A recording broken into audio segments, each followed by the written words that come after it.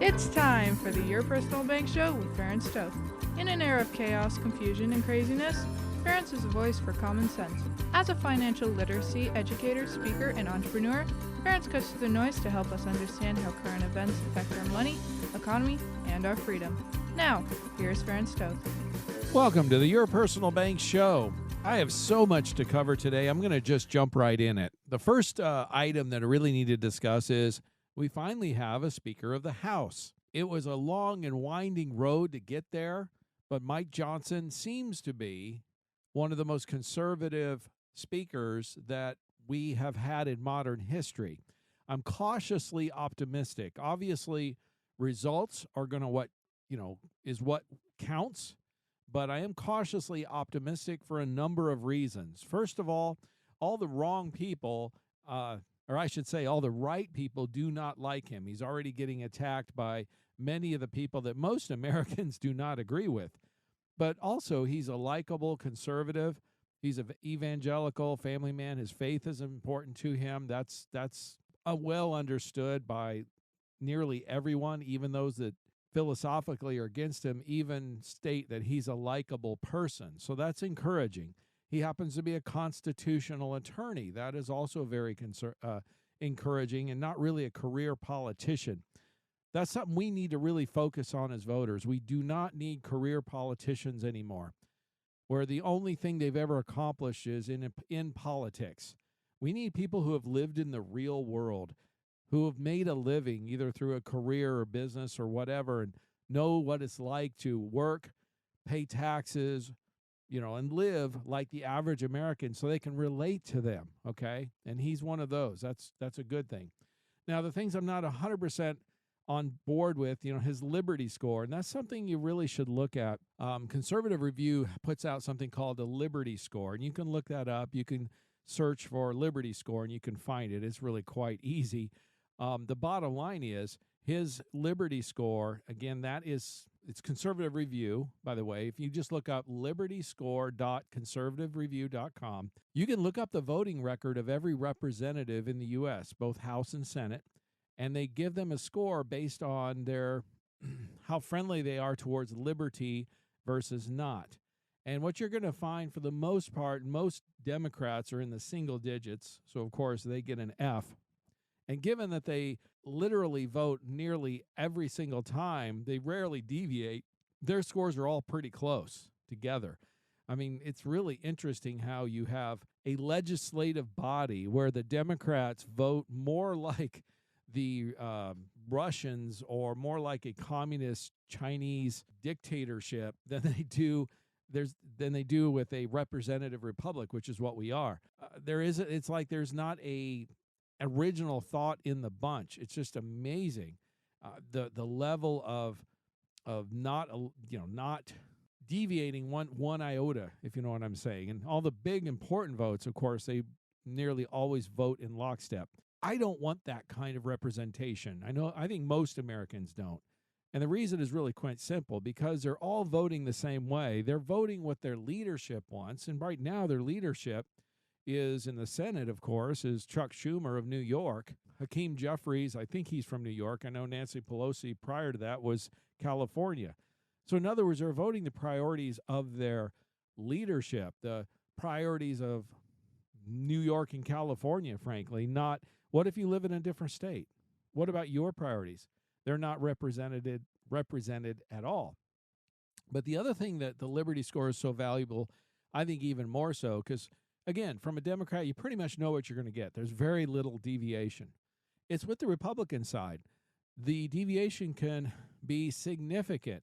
You have on one end, you have some of the most consistent, freedom-loving, patriot representatives who get it, who understand, small government, freedom, and that land of opportunity and all that. And some of them will literally have 100 rating, perfect rating. And then you have some that call themselves Republicans. I mean, one of the worst is Adam Kinzinger. He calls himself a Republican, yet he votes with the Republicans 34% of the time. Now, that's the classic definition of a rhino. That's Republican in name only, because literally he claims to be a Republican, yet votes with the Democrats 2/3 of the time. That's not a Republican. So my point is really simple, is if you've got a representative, let's say, who claims to be a Republican, go to the Liberty Score and see what their actual voting record is. Okay, so I'm from Arizona. We got a well-known representative, Andy Biggs, who has a 100% rating with the Liberty Score. In other words, he 100% of the time you can count on him voting for freedom, voting for liberty, voting for opportunity, minimizing government, all that kind of stuff. More recently, we've got Debbie Lesko, who represents the Sun City areas of Arizona, and she's got an 84% Liberty Score, which is a solid B.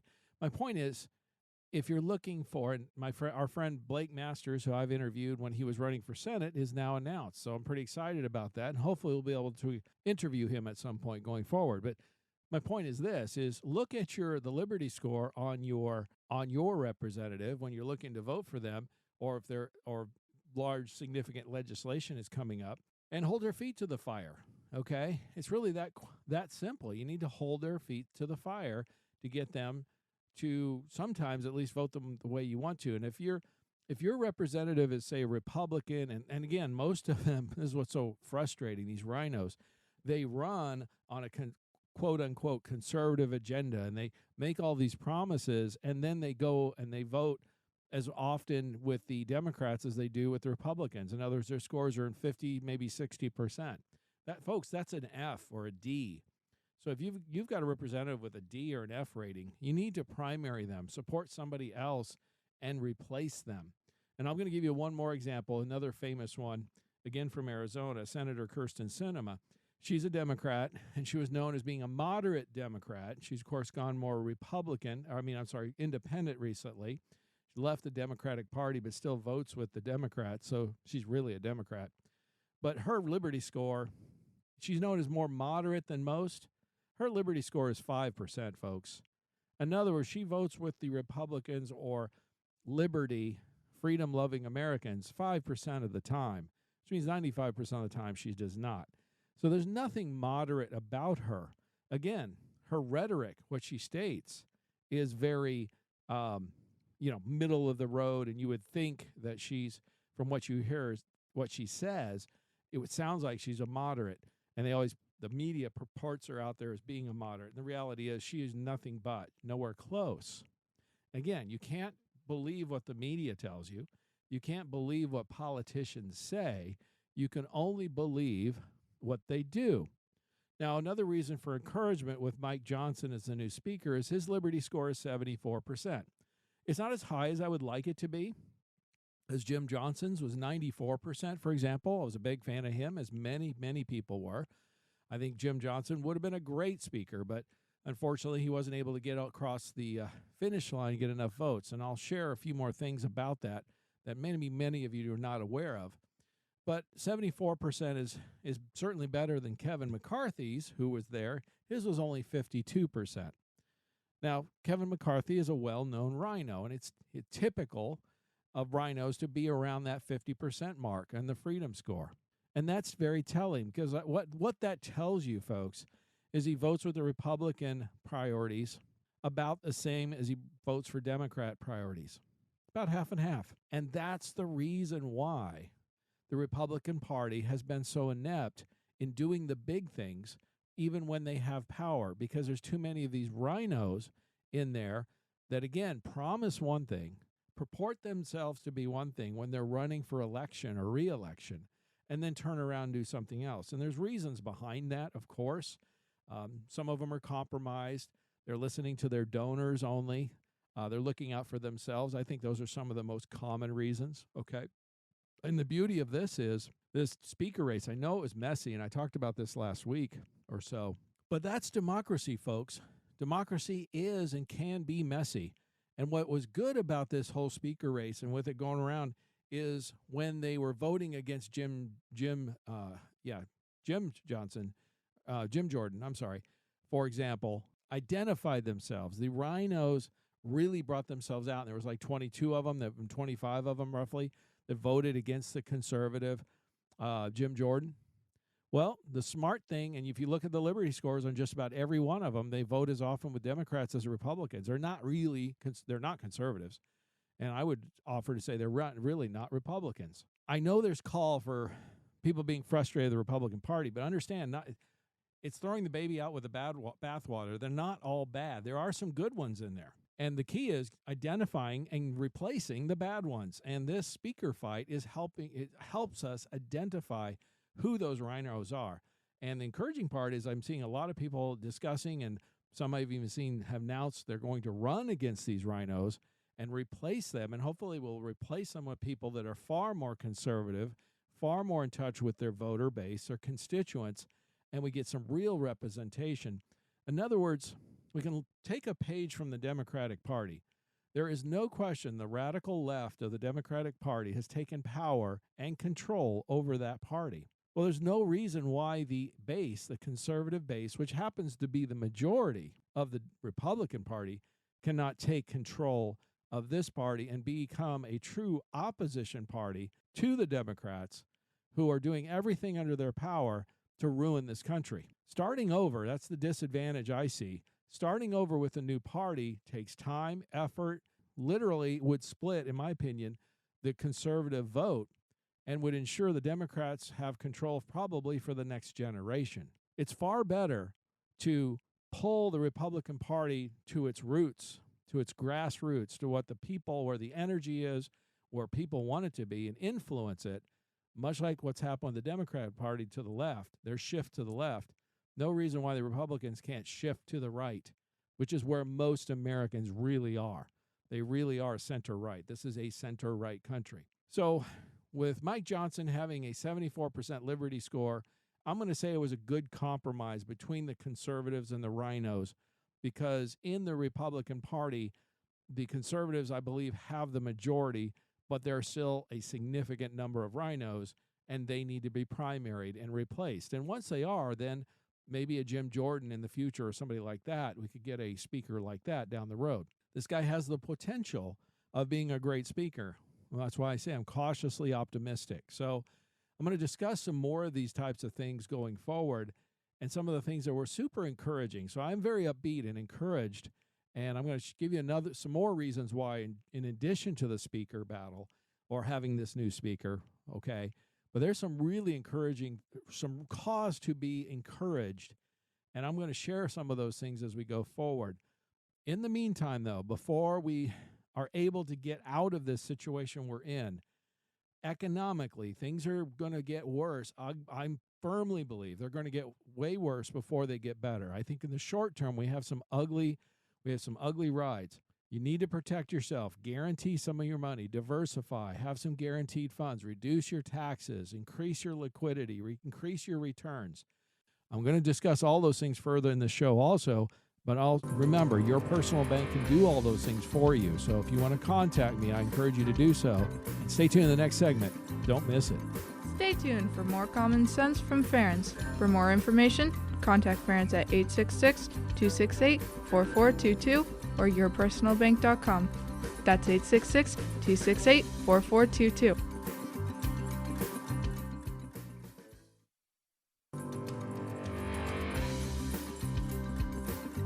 Welcome back to the Your Personal Bank Show with Ference Toth. Want more information? Contact Ference at 866-268-4422 or yourpersonalbank.com. That's 866-268-4422. Now back to the show with Ference Toth. Welcome back to Your Personal Bank Show. And I was discussing this whole speaker race, and I've got a few more things I want to share about this because it's encouraging. And, you know, we haven't had a lot of good news recently.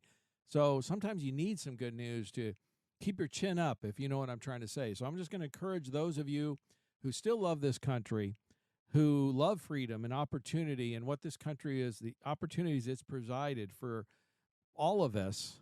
And it's in the beacon of the world. It's in the best place, the blessed country in the world, in the history of man. Chin up. There's reasons for encouragement. I'm going to share some of these with you more. In Mike Johnson's speech, the new Speaker of the House, it was like music. Some things he shared were music to my ears. And that's where I'm hopeful. I'm cautiously hopeful. Here's why. He quoted scripture. We haven't heard that in a while, okay, from leadership. of our country, he quoted the Declaration of Independence. I do that on this show a lot. That again, he referenced and quoted Ronald Reagan, personally my favorite president in modern history, and free markets. I mean, he hit all the conservative topics, and it was just, again, music to my ears. He also did something personally I believe strongly in. You know this if you listen to this show, is he discussed our national motto, which is "In God We Trust." Try to remember to sign off with "As long as it's on our money, in God we trust." And he even contrasted that motto, though, why it's so important. Remember, Mike Johnson, the new Speaker of the House, is a constitutional attorney. He knows his Constitution. And he contrasted this national motto of "In God We Trust" with Marxism, which, of course, believes in no God.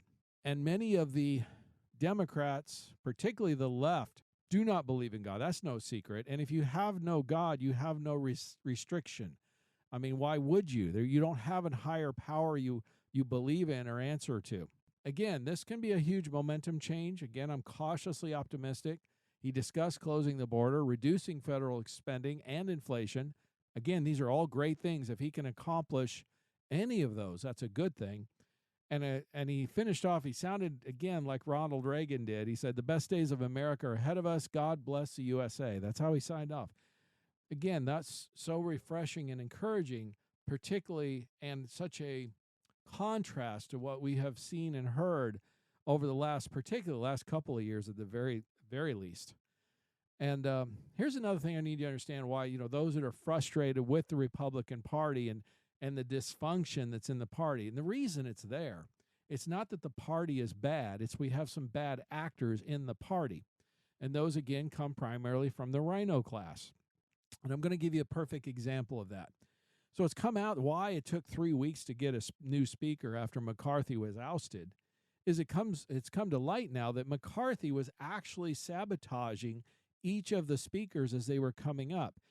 He sabotaged Scalise, Jim Jordan, and Emmer, okay? And he was doing it through parliamentary procedures.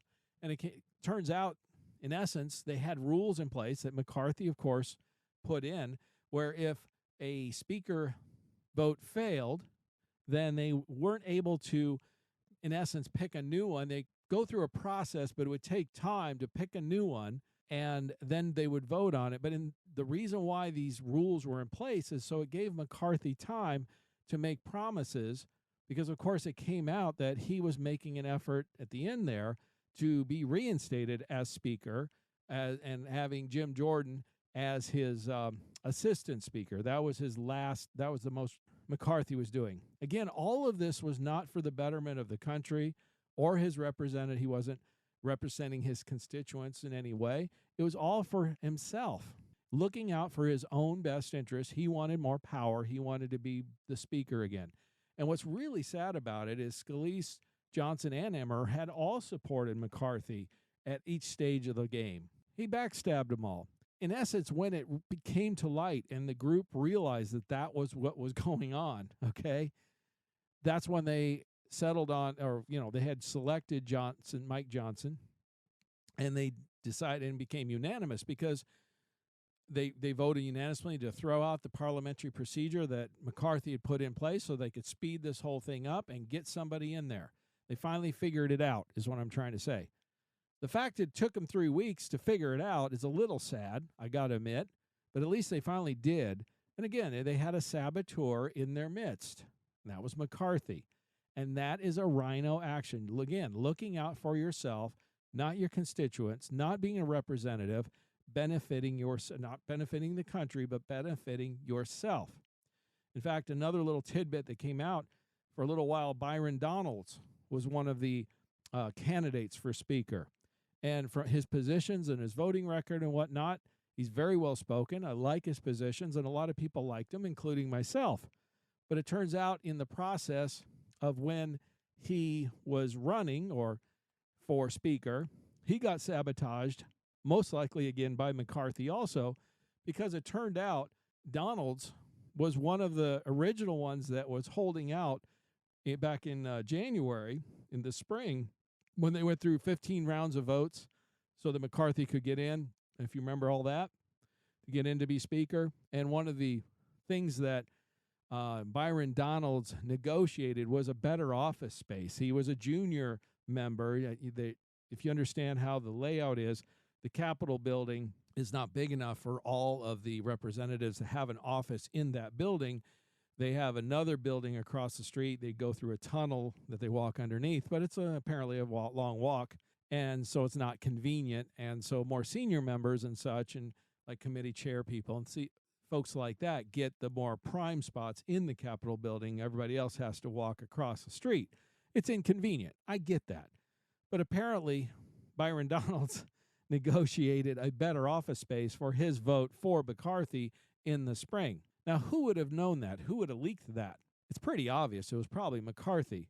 So again, when Byron Donalds was ascending, he was getting more and more interest, and it looked like maybe momentum to become the next speaker. He got sabotaged, again, most likely by McCarthy. I don't know all the details. I don't know all the inside. But this is just various things that people are saying, and it rings true. And then, of course, Byron Donalds' candidacy fell off the wayside very quickly because, there was some jealousy involved, obviously, with the other members. The problem is with it, I understand Byron Donalds wanting a closer, more convenient office. We all would. But to negotiate that for your vote is pretty shallow. I'm sorry.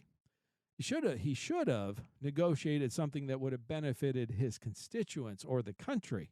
That would have been far greater and be more inconvenience with his office. That is servant leadership. That's being a representative, not just looking out for yourself. So it's a great example of sort of the inside story, or how the sausage is made, if you will, on all these actions that these representatives make and what they're looking for. And of course, they got the donors on them and all this stuff. So there's a lot of things going on. But again, not having a career politician and not having somebody who's looking to live the shorter the time frame they're there. I love this one. So a lot of the media were really going after Mike Johnson because he lacked experience. He hadn't been in Congress that long. I consider that a positive, because the less time they've been there, the less likely, or the longer they're there, the greater the likelihood they're compromised, right? I mean, that's just the bottom line. That's human nature. Absolute power corrupts absolutely. So fresh blood, new ideas, somebody who's less likely to be compromised, those are all good things. Those are pluses, and we need to keep those things in mind at the ballot box and the primaries when whoever we're, if they've been there a long time and they haven't done a whole lot of good, if they have been there a long time in office and they don't have a great Liberty score, they need to be primaried, plain and simple, because in my opinion, they're probably compromised. There's exceptions. There's some that have been there, like an Andy Biggs with 100% Liberty score. My gosh, yeah, keep that guy, obviously. But others, if they've got a D or an F Liberty score, get rid of them. Replace them with somebody else who's probably less compromised and very likely would do a better job. That's my message with all this, with the speaker race. So apparently, the Treasury Department now has dropped a financial bomb on the U.S. Okay, and this is what this is.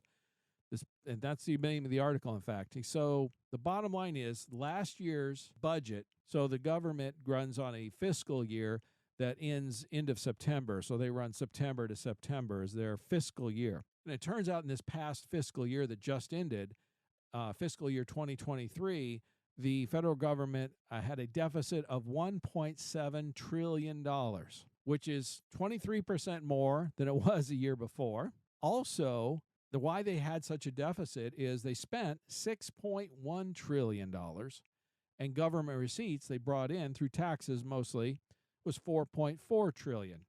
Now, they had forecasted that they were going to receive $5 trillion, but the economy is slowing, so they've been receiving less revenues, and some counterproductive tax increases caused them to lose about $500 billion of revenue.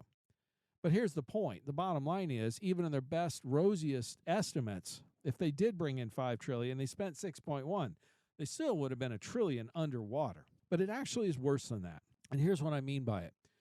It was really $2 trillion. The only reason why the deficit wasn't $2 trillion for fiscal year 2023 is because $300 billion was supposed to go towards the student loan bailout that the Supreme Court, shut it down.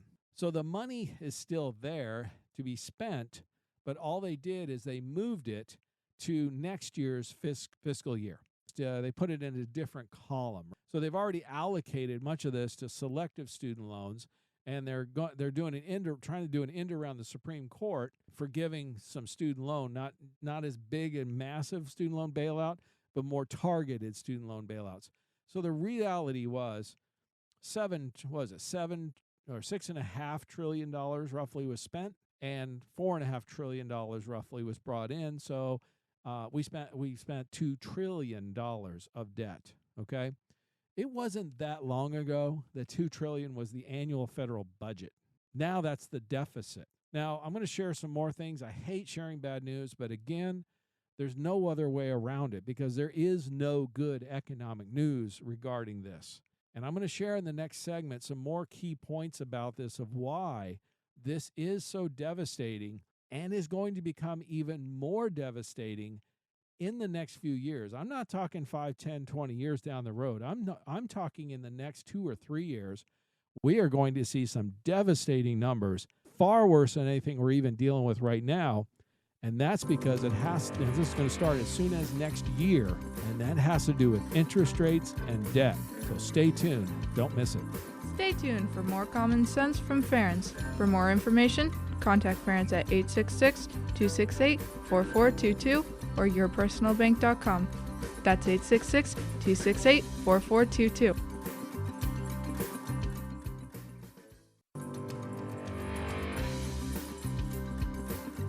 Welcome back to the Your Personal Bank Show with Ferens Toth. Want more information? Contact Ferens at 866-268-4422 or yourpersonalbank.com. That's 866-268-4422. Now back to the show with Ferens Toth. Welcome back to the Your Personal Bank Show. So I'm starting to get into something that's very, very serious, very important. And if you haven't been paying attention, ignoring this problem will not make it go away. It is only going to get worse. So again, the Treasury just very recently dropped a financial bomb on us, and that is that our federal government in fiscal year 2023, which ended the end of September of 2023, ended with a $1.7 trillion deficit. They spent $6.1 trillion and brought in $4.4 trillion. So they spent $1.7 trillion more than they received. Technically, they spent $2 trillion, as I stated in the last segment. They moved $300 billion to next year's budget because they weren't able to spend it all because the Supreme Court shut down Biden's student loan giveaway. That's the only reason. Otherwise, we would have had a $2 trillion deficit. Now, so that gives us about $33.5 trillion of debt. Here's the problem. So some idiot in the government, or all of them, they don't actually pay back the debt. Here's where the problem is: servicing the debt. This is why in the next year or two, so I'm talking in the next year or two, things are going to get really serious really fast. And we need to be aware of this. You need to know this so that you can make financial decisions accordingly. Because again, I've said this all the time. Do not treat us like kids. I hate that. If we have good news, bad news, whatever it is, share it with us so we can make decisions accordingly. Here's the problem. So the bottom line is it's the servicing of the debt. The cost of the servicing of the debt is exploding, and it's going to continue. And the reason why is this. In fiscal year 2023, the amount of interest on the debt, just the interest payments alone, was $847,000. It's such a big number. $879 billion, just a little bit less than $1 trillion. So in other words, the government spent $6.1 trillion, and a little bit less than $1 trillion of that was just interest only. So it doesn't go to any services, doesn't go down to paying down the debt, none of it. But to make matters worse, the federal debt, they don't actually really pay it off. The federal government doesn't pay off the debt. They simply issue new debt to pay off the old along with the new interest rate. And this change rolls over, pretty much every year. So the next year, the interest on all this low, So they had low interest bonds, right? They were out there because we've had a low interest rate environment for so long. Of course, interest rates have jumped dramatically. Next year, the level of interest on the debt, just the existing debt, will increase substantially. And what they're predicting is in the next year or so, we're going to be in a debt death spiral because we'll be in over $1 trillion just in interest by the next year or two. When you talk about that type of interest payment, $1 trillion of interest, that's mind-boggling, okay? That, again, doesn't go to any government services, the military, or we don't have border security right now, but or any other service for that matter. Okay, it doesn't go down to paying down the debt. It's just to pay the interest on the debt. Okay, when you have that level of interest, it makes it exceedingly difficult to get out of underneath all of that debt. And that's why they call it a debt death spiral. In fact, with the over $800 billion of interest that the federal government paid this year, the interest on the debt is the third largest expense the government has already. Social Security is number one. Health and Human Services, or Medicare and all that, is number two. In fact, the amount of interest that the government paid last year is more than the entire budget of the Department of Defense. So we spend more on interest already than we do on all military spending. And folks, it's going to increase and increase rapidly in the next year. This is going to have a significant, and I mean a very significant, negative impact on our economy. It's going to cause interest rates to stay higher for longer. This is why we're going to discuss this further in the show, why the bond market is starting to freak out. It's starting to have its increases in returns and all that type of stuff. That the rate of increases we've seen in the bond market, we haven't seen since 1792. We're talking about not generational, but literally in the history of the country type of changes. Now, I will say this, a little caveat. Interest-bearing accounts, interest-sensitive accounts are going to benefit from this. Your personal bank definitely falls under that. But the other issue is if your interest-bearing or interest-sensitive account is taxable, you're probably going to get hurt because taxes will likely have to increase to start staving off some of this debt.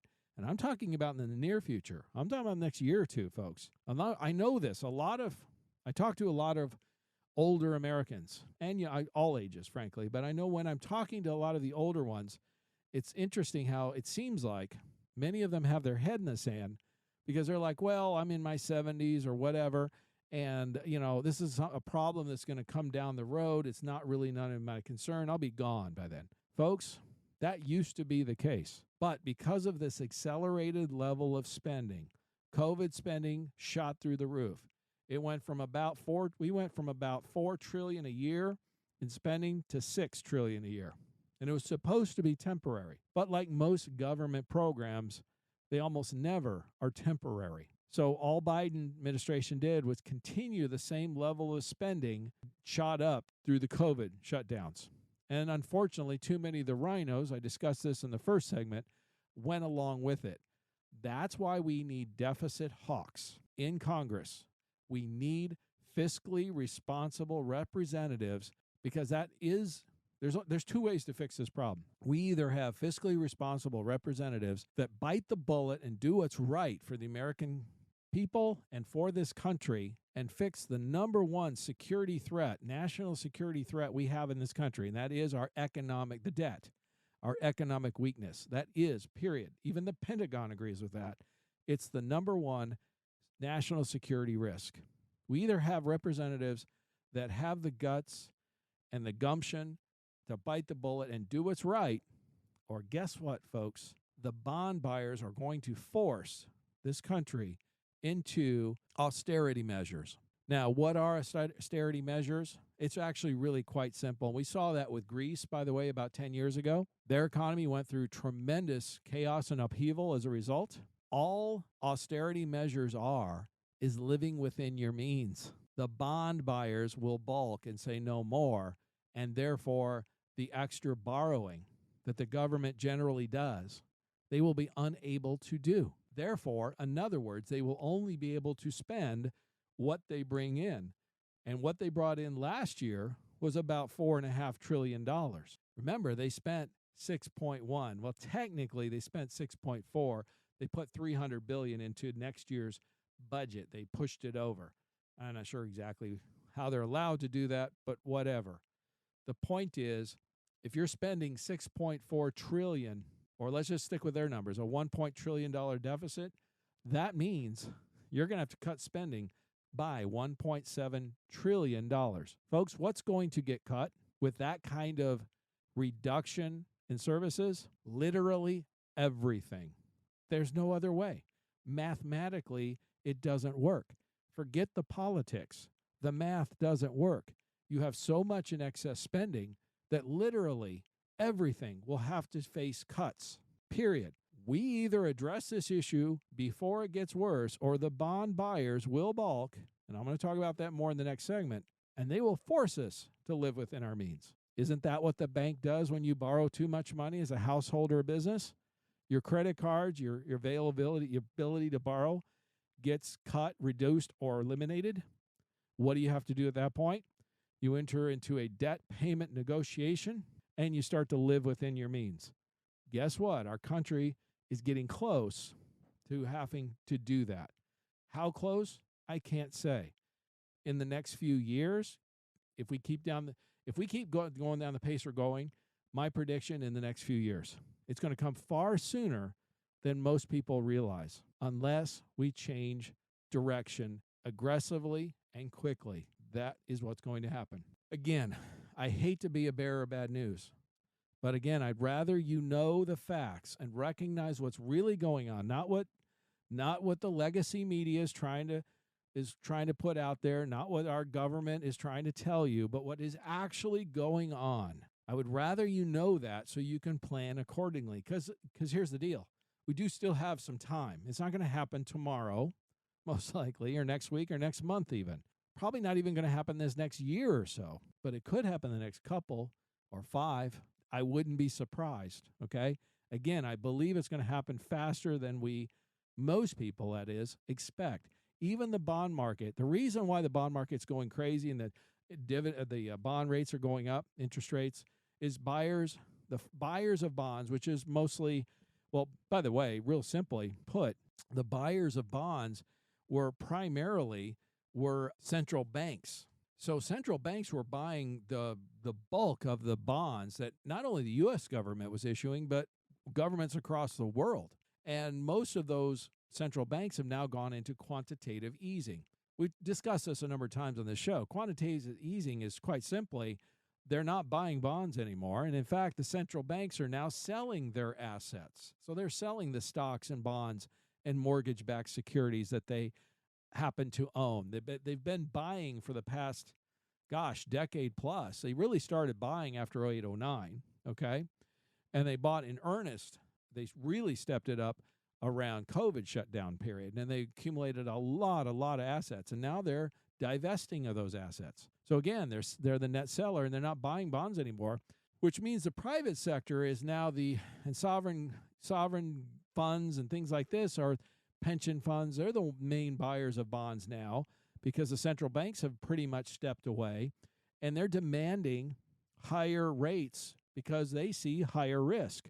The central banks weren't doing that. They were just buying left and right. So they were keeping the prices and interest rates down and all that because of it. Well, the private investors are saying, whoa, these countries are printing money, borrowing money at record rates. They're becoming financially insolvent, and there's more risk involved. So they're going to demand higher returns.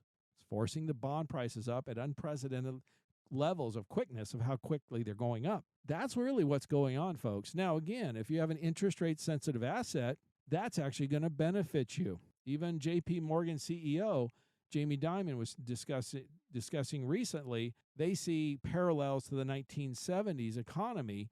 I've discussed that for now over a year. They're finally coming around to it, amazingly so.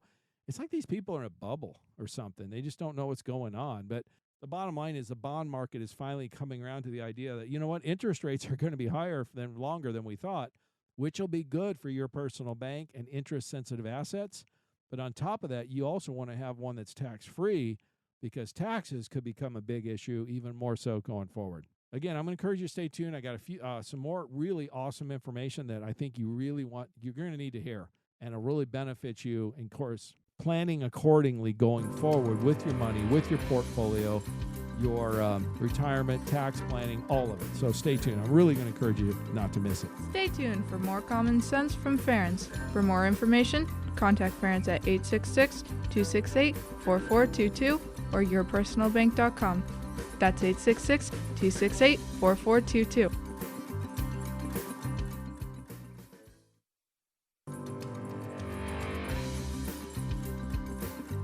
Welcome back to the Your Personal Bank Show with Ference Toth. Want more information? Contact Ference at 866-268-4422 or yourpersonalbank.com. That's 866-268-4422. Now back to the show with Ference Toth. Welcome back to the Your Personal Bank Show. And I know I've had to share some heavy financial stuff, but again, I'm going to say it again. I would rather you know the facts, what's really going on, and give yourself the ability to plan accordingly. And I've been warning about some of this stuff for a while. I'm naturally an optimist, and sometimes I feel like I'm a canary in a coal mine because I'm around it and paying attention to it on a daily basis, far more than most people are. So a lot of people are not getting this information or hearing about this or just coming around to it. But now what's happening is I'm seeing record levels of information now and experts who are coming around and saying, you know what? You're right. We're going into a recession, and there's no way around it. Here's some of the reasons why. There's never been a worse time to buy instead of rent. Again, it comes down to the prices of homes are at record highs, and interest rates are at generational highs. You put those two things together, and it's just a really, really expensive time. In fact, the worst time ever recorded to buy a home versus rent a home. That's not good for the economy. There's no two ways about it. Secondly, foreclosures are starting to surge ahead. We're now getting to foreclosure rates that are higher than we've seen since 08, okay? Now, they're not approaching the 08 levels yet. Nowhere close to that, of course. But they're going up higher than they've ever been since then. And most experts believe those numbers are only going to increase as we go forward, not decrease. That is something that eventually may start making housing affordable again if we start getting a bunch of foreclosures. And where will that happen? Loss of income because people won't be able to pay their mortgage, right? So some of the latest economic numbers was touted that we had, 4.9% economic growth or something in the last quarter, and they were touting that as great news. Folks, it was horrible news. And the reason it was horrible news is really quite simple. It was mostly the economic growth that we had in the last quarter was mostly, nearly, if not all, fueled by debt. I shared before where debt is becoming our bigger and bigger problem. I'll give you an example. Last month's jobs numbers. They were touting how the increase in jobs numbers was, I think, roughly, don't quote me, it was around 140,000 new jobs last month. Folks, half of them, 70,000 of them, were government jobs. Government jobs do not support the economy. They do not add to the economy. They detract from the economy. It's really simple because where does the government get the money to pay those people? They borrow it, which further contributes to debt and inflation. So it just makes things worse. Secondly, the number of full-time jobs dropped 22,000 last month. In other words, more people are getting part-time jobs, but not full-time jobs. In fact, there was a net loss of full-time jobs. That's bad news, folks. Also, the 4.9% economic growth last quarter was fueled by record personal debt. It's been announced for a while now we're well over $1 trillion in credit card debt alone as a country. That is an all-time record. Credit card debt balances are at or near highest records ever. So consumers are borrowing to maintain their lifestyle. And some of them, it's not even their lifestyle. It's just the basic necessities, folks. Food, housing, clothing, okay? That's what's really going on. So yes, administration is touting great numbers, but understand most of it is it's a smoke and mirrors, folks. Most of it is being fueled by debt, which is quickly going to become our number one financial issue. And I mean in the next year or two, okay? So that's another one. Car payments, defaults. now hit a 29-year high. Folks, that's even worse than the 08-09 Great Recession, okay? That one is a really bad indicator, and a lot of economic experts are saying the same thing. Let me give you another one. The U.S. Census is now stating that the average American household has lost $7,400 a year in annual buying power from just a few years ago. And that is due to inflation. Folks, your dollar doesn't go as far. You can't buy as much, or everything costs more. And if every time you go to the gas station or the grocery store, you know that. I'm not telling you anything you don't know. Let's be real. When the government's saying we have 4 or 5% inflation, or even 9% inflation, that's a joke. The way they count it is not how most people spend their money. They manipulate and play with the numbers. We've had whole shows on that. Inflation is more like around 20% over the last couple of years. Okay? That's the real numbers. That's why we're seeing a loss of buying power, a loss of income. There's a lot of reasons the economic picture in the next year or two is looking very, very bleak, very, very negative. The macro risks are expanding. There's high borrowing costs, okay, growing headwinds for consumers. I'm just seeing article after article, expert after expert, from everybody from Warren Buffett, Peter Schiff, you pick a name almost. And I'm just seeing one after another after another. Recession's also partly what people expect. So some of it is, if enough people expect something, it's eventually going to become true. So those are all reasons why, again, if you haven't reduced your risk, man, you're overdue in my opinion, but you really need to do that. Diversify your portfolio. Have some of it in guaranteed interest-bearing type of accounts, interest-sensitive accounts. Also, you want to reduce your tax liability, because it's hard to say what's going to happen in the next year or two regarding taxes, especially when this debt bubble, what's going to happen when we hit $1 trillion a year in interest on the debt, which is probably going to happen in 24, certainly in 25, barring some dramatic changes that are unforeseen at this point, okay? That's what's going to happen, folks, and there's going to be a lot of pressure on the government to either reduce benefits, so a lot of people who are receiving benefits from the government are going to get cut back, or taxes are going to rise, or both. Diversified, because these are all things that are going to hurt the economy. It's going to hurt businesses. It's going to hurt the stock market, okay, in most cases. Have you diversified? I know, I get it. The last decade was a tremendous decade in the stock market. But if you keep doing the same thing over and over again, the economic situation completely changing and expecting the same thing to happen, I think that's just foolish. I really do. Diversifying is key. Having liquidity of your money is key. That's one of the disadvantages of most interest-bearing accounts, things like CDs and stuff like that, is you can get a decent interest rate on them now. Most of them are subject to taxes, so that's a negative. Your personal bank isn't. It's tax-free. But most of them also have penalties for early withdrawal and things like that. Limited accessibility. Annuities have the same limitation. Your personal bank doesn't. You got 50 to 85% of your money available day one. And I know a lot of people, they shy away. Well, I hear what you're saying. I hear this all the time from listeners. I hear what you're saying. It sounds good. It's really interesting, but I've looked into that and it just didn't really work. Or I talked to somebody and they said it just doesn't work like they say. Folks, there's been a lot of improvements on these products as recently in the last year or two. So because there were some significant tax law changes that occurred 2 years ago that made massive differences in terms of increasing cash values. If you haven't looked at this in the last 2 years, you don't know what you're looking at, because you don't realize what the newest numbers are. It's far better, far improved. If it didn't work right for you, I'm going to say straight up, you didn't have it structured correctly or you didn't have the right product. And what I'm saying is giving a chance to compare. Let me show you what the numbers look like.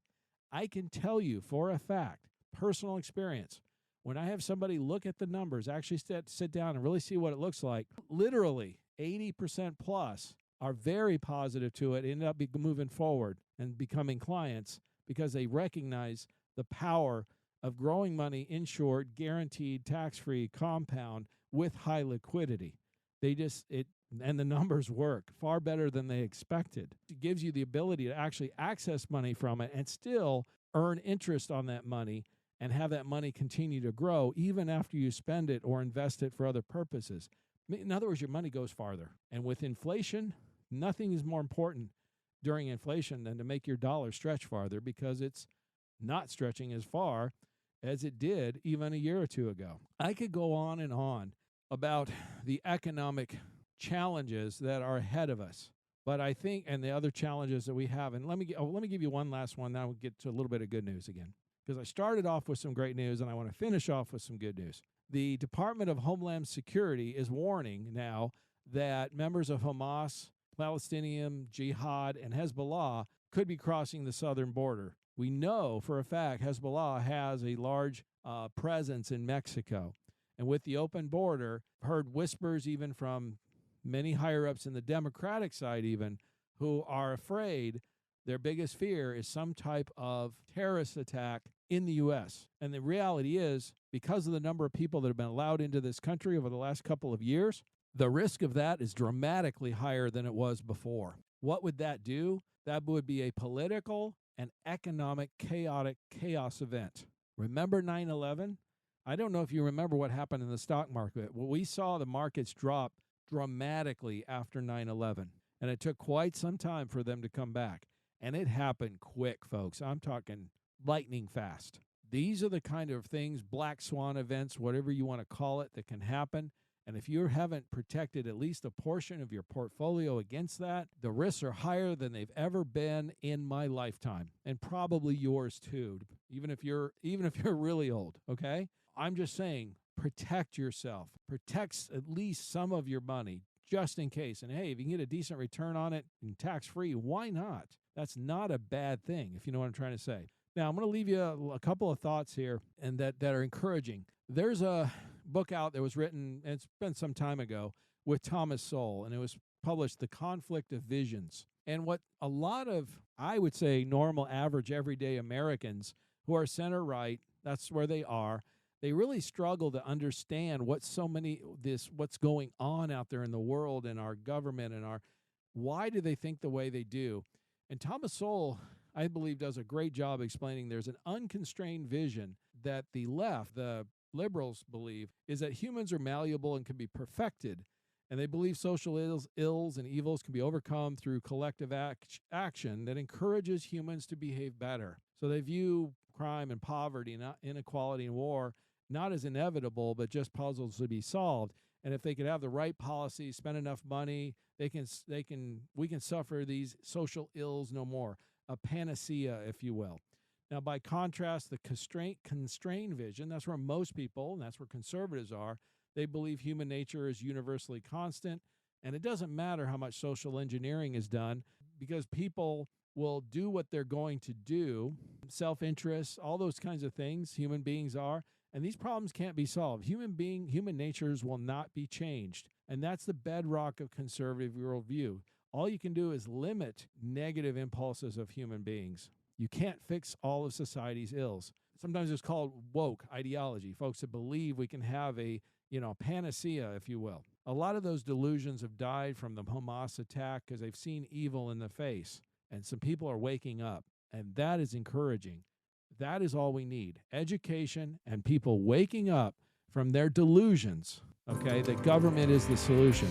No, Ronald Reagan was right. Government is not the solution. It's the problem. Thomas Jefferson said much the same. These men were right. Again, I'm going to encourage you to stay tuned to our show next week. We're going to have some more great information as always. And as long as it's on our money, in God we trust. Listen Tuesdays at noon and Saturdays at 1 to the Your Personal Bank Show for more information. Contact Ference at 866-268-4422 or yourpersonalbank.com. That's 866-268-4422. This show is designed to provide accurate and authoritative information. The presenter and guests of this program do not engage in legal, accounting, or tax advice. Professional advice regarding your situation should be sought if required. Some products discussed may have limitations and not be available in all states. Excessive unpaid loans may affect performance. Distributions may become taxable if not managed properly. Replacements may not be suitable for everyone. There may be charges when replacing coverage. Dividend rates and bank line of credit rates may change. For current rates, contact Ference at 866-268-4422 or yourpersonalbank.com. Again, that's 866-268-4422 or yourpersonalbank.com.